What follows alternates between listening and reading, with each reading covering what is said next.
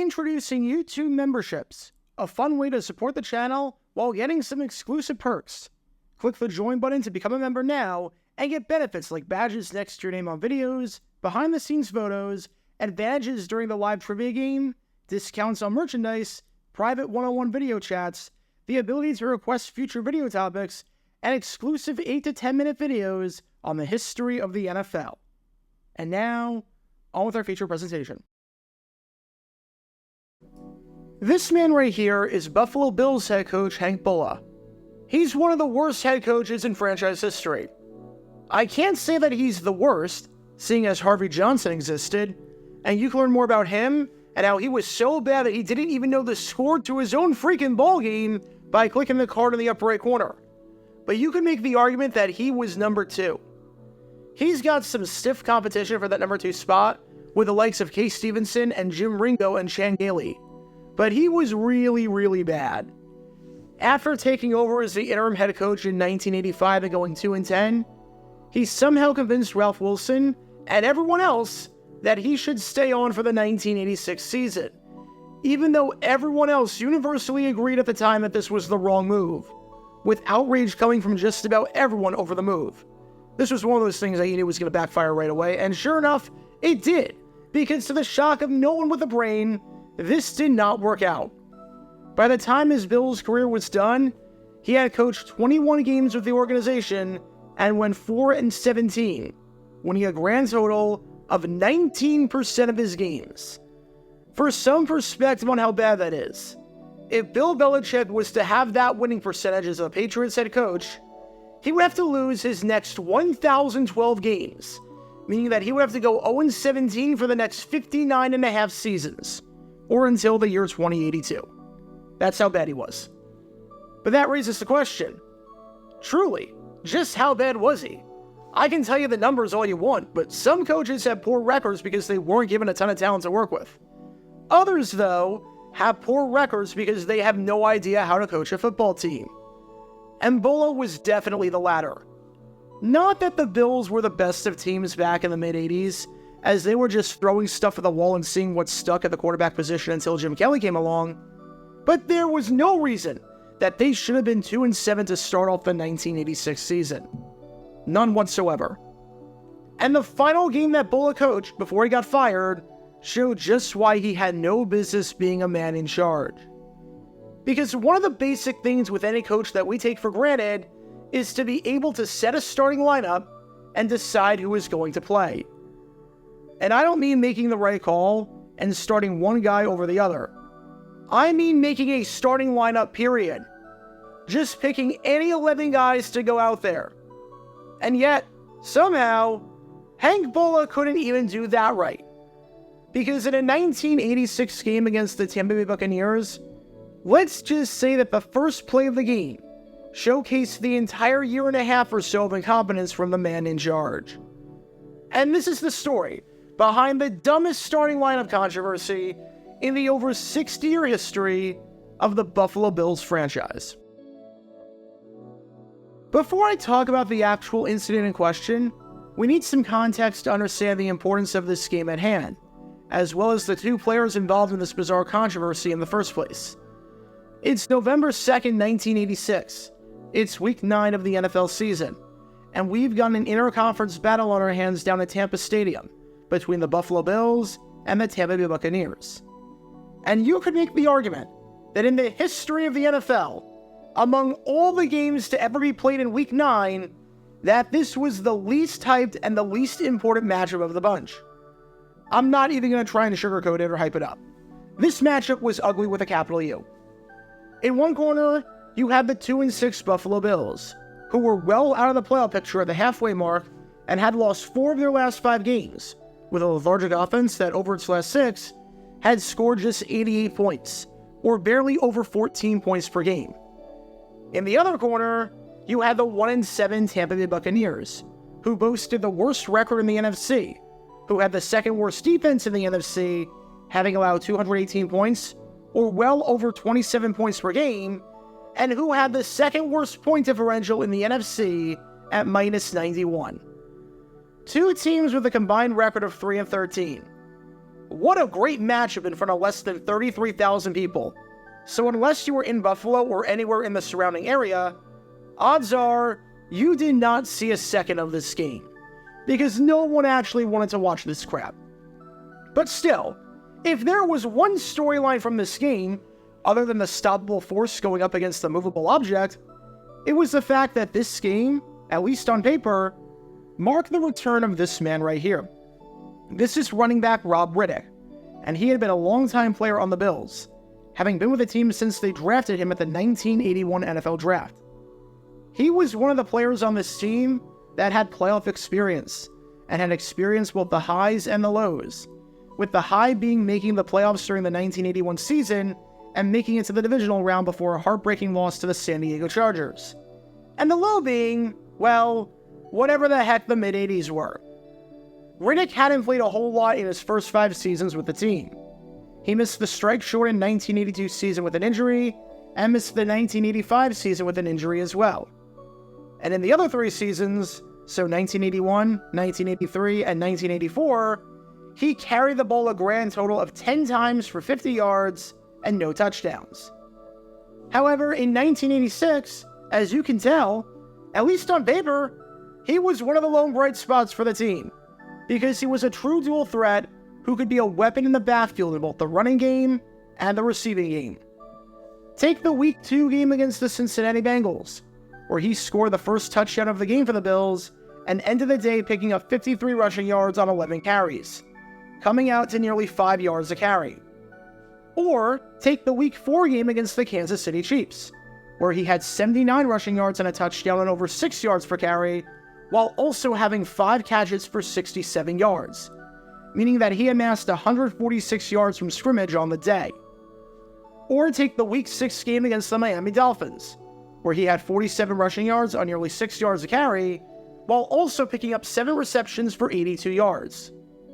Robb Riddick was a really good player for the Bills, and through the first 6 games of the season, he had over 400 yards from scrimmage, making him one of just 6 players through 6 weeks to have 200 rushing yards and 200 receiving yards.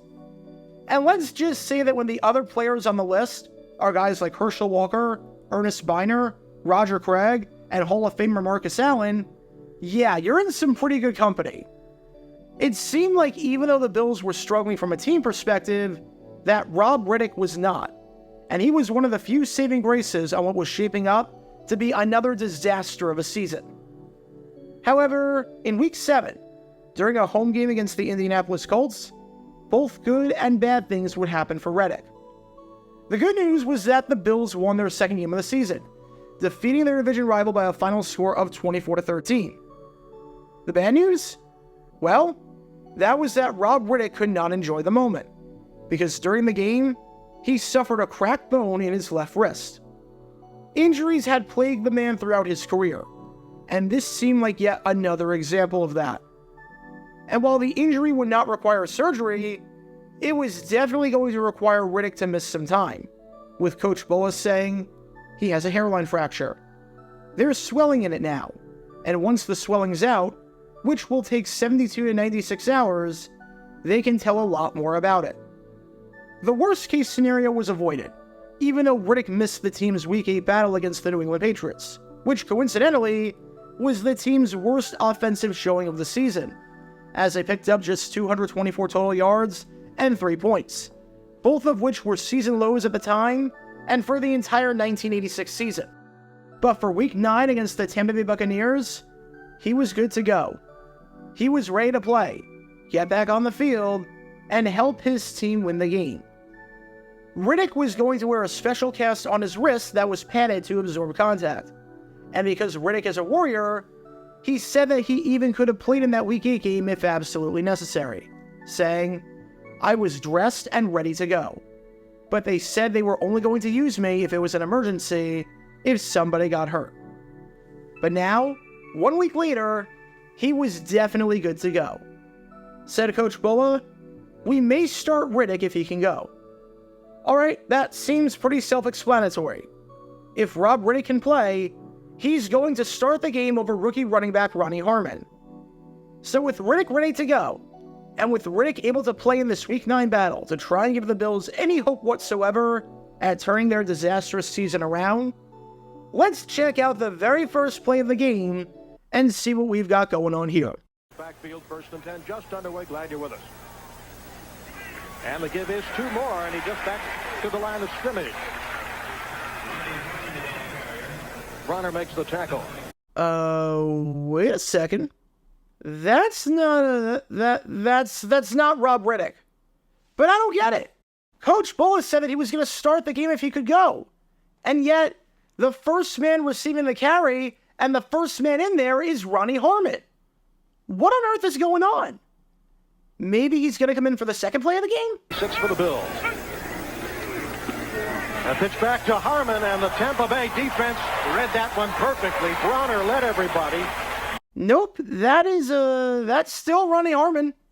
That's still the man who would break the hearts of Bills fans years down the road, but for now, is just a rookie.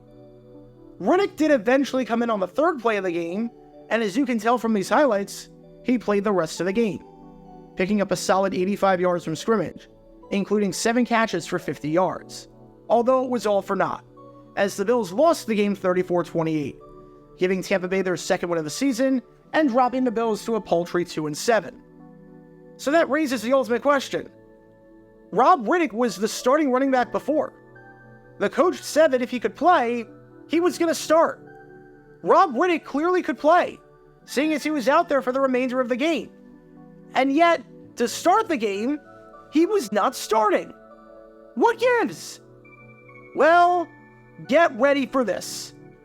The reason that this man right here, Robb Riddick, wasn't on the field to start the game, the reason why he wasn't in the starting lineup, the reason why first-round draft pick Ronnie Harmon made the second start of his NFL career, turns out it was by complete accident, because no one told him what the starting lineup was. Seriously. Imagine a basketball coach not telling his team who the starting 5 is for a game, so you have 6 guys starting on the floor. Imagine a baseball manager not telling his team who the starting 9 is for a game, so you've got 2 people running out to first base to play it. Well, that's what happened with Hank Bullough when it came to Robb Riddick, because Harmon had no idea that he was not supposed to start the game. Said Riddick on the confusion, "The coach had told me before the game that I was going to start, but when Ronnie went in there, I don't know if anything was said to him, so I just decided to let him run it. I have a lot of respect for him. He can run the ball too."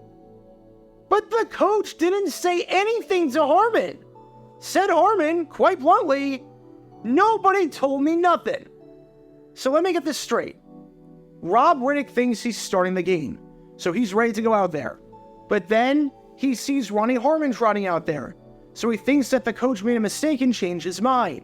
But in reality, Harmon wasn't ever supposed to be out on the field, and the only reason he was out on the field in the first place was because the coach didn't tell him that he was not supposed to be starting the game.